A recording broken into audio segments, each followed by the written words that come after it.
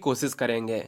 A to Z का मतलब है कि सबसे ज़्यादा जो चैप्टर हैं वो गैसेस से पूछे जाते हैं, पृथ्वी से, वायुमंडल की परतों से पूछे जाते हैं। तो एग्ज़ाम में ऐसा कोई पॉइंट छोड़े ही क्यों जो हमें बाद में दिक्कत हो। तो उठाइए पेन और लिख डालिएगा अपने नोट्स को स्वर्णिम भविष्य को तय करने के लिए। सारी चीज़ें, सारी गैसेस, सारे पॉइंट, प्रतिशत के पॉइंट और पूरी पूरी परतों को बहुत ही डिटेल में हम जानने वाले हैं 20 से 25 मिनट के अंदर। तो देखिएगा, सबसे पहले हम क्या यहां पर नोट करना है हमें, यानी आपको हेडिंग डालनी है पृथ्वी का वायुमंडल, एटमॉस्फेयर ऑफ अर्थ। जहां पर इंग्लिश लैंग्वेज की बात करेंगे, इंग्लिश पॉइंट की बात करेंगे, तो इंग्लिश पॉइंट को भी हम लेंगे, ठीक है।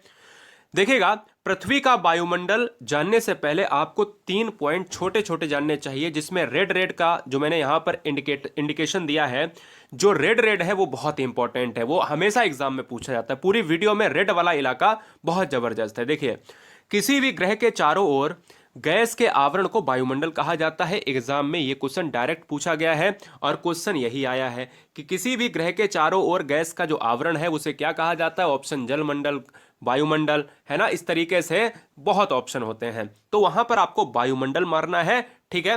पृथ्वी को जिस गैसीय आवरण ने ढक के रखा है उसे पृथ्वी का वायुमंडल कहते हैं। अब पृथ्वी भी क्या है, एक ग्रह है, ठीक है। पृथ्वी भी क्या है, एक ग्रह है। और ग्रह क्या होते हैं, जो सूर्य के चारों तरफ परिक्रमा करते हैं। और गैसीय आवरण से जो गैसेस हमारी पृथ्वी को घेरे हुए हैं वही क्या है, एक वायुमंडल है दोस्तों। उसमें नाइट्रोजन भी है, उसमें ऑक्सीजन भी है, उसमें फला फला बहुत सारी गैसेज हैं जो हम आगे डिस्कस करने वाले हैं। इसी वायुमंडल के कारण ही पृथ्वी पर जीवन संभव है। इंपॉर्टेंट 3 पॉइंट आपने जो नॉर्मल होते हैं वो जान लिए। अब आते हैं 2 महत्वपूर्ण